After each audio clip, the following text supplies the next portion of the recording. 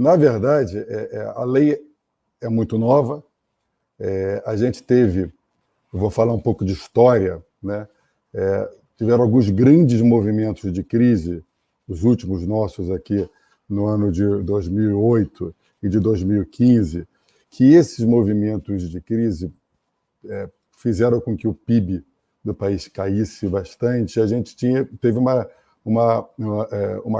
um volume de recuperações judiciais acontecendo de maneira muito forte, 6 a 12 meses depois da queda desse PIB.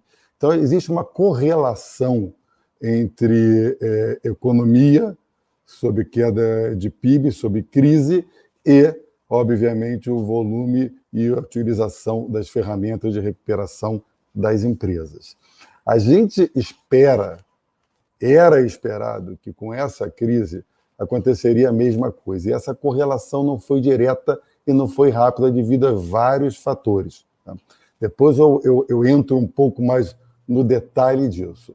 Mas, basicamente, agora, depois de que a gente tem entendimento que existe uma vacina, aliás, existem várias vacinas, e que nós estamos utilizando as vacinas no Brasil, como o mundo também. Então, existe uma queda de incerteza global em relação à pandemia. A pandemia existe, ela continua, porém a gente hoje consegue enxergar uma luz no fim do túnel em relação à vacinação em massa da população global e a volta da economia aos padrões normais em 6 a 12 meses. Isso vai, obviamente, mudar o cenário de recuperação das companhias. Em conjunto com isso, no Brasil, a gente também tem mudanças políticas. Né?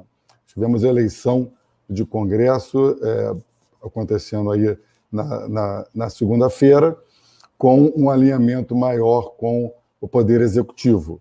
Isso vai, obviamente, se espera que isso provoque aprovações de reformas que estão pendentes desde o ano passado. Todo esse cenário, a gente vislumbra uma melhoria da atividade econômica. Algumas coisas já estão acontecendo de melhoria e deve ter uma melhoria maior da atividade econômica. Porém, o estoque de dívida, a estrutura de capital das companhias está muito pesada. As companhias estão muito endividadas. Ela vem de um histórico de receita baixa, de um histórico de que os bancos deram uma possibilidade de alongamento das dívidas durante a crise, e agora essas dívidas estão chegando, e mesmo com a possibilidade de melhoria econômica, essas empresas precisam se arrumar. Eu digo que o mal que o governo faz é uma brincadeira. Obviamente, a ajuda do governo é necessária e importantíssima. Mas o mal que essa ajuda sempre faz é que as empresas, às vezes, não fazem as suas medidas de reestruturação que deveriam fazer.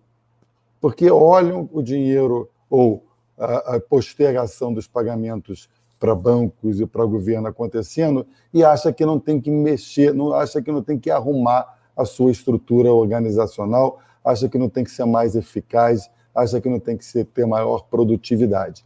E um dos grandes problemas das empresas no Brasil é a baixa produtividade. O Brasil precisa melhorar, ter mais competitividade, ser mais competitivos em vários segmentos. Como o Guilherme disse aqui antes, o governo, a estrutura fiscal do Brasil, ela é pesada, complexa e ruim para as companhias.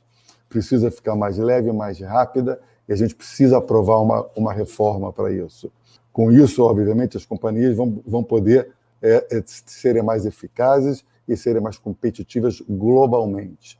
Então, nós, hoje, estamos sendo muito procurados.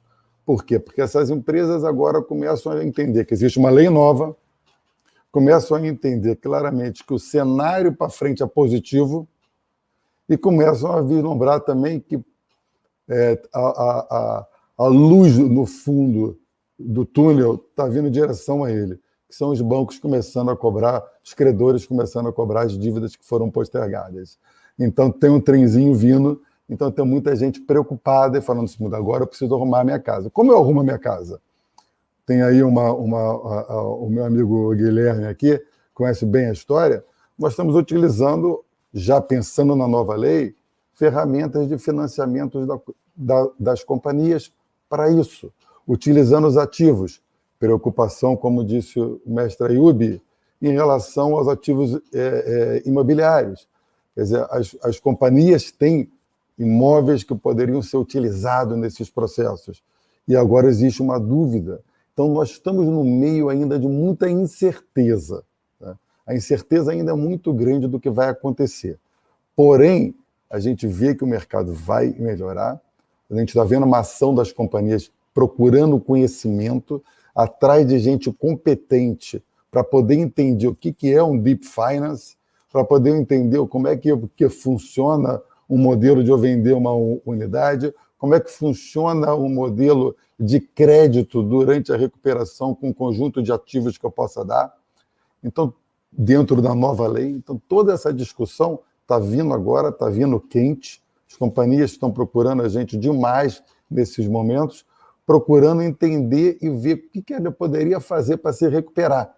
Porque quando a gente tem uma possibilidade de recuperação, a gente começa a agir. O problema que existia anteriormente é que a gente não via o final dessa pandemia, a gente não via as reformas acontecendo. Então, estava muito nebuloso a situação empresarial, estava muito nebuloso a situação do futuro do país. Hoje, a coisa está mais clara, lógico, ainda tem muita incerteza, mas está muito mais clara do que estava um mês atrás.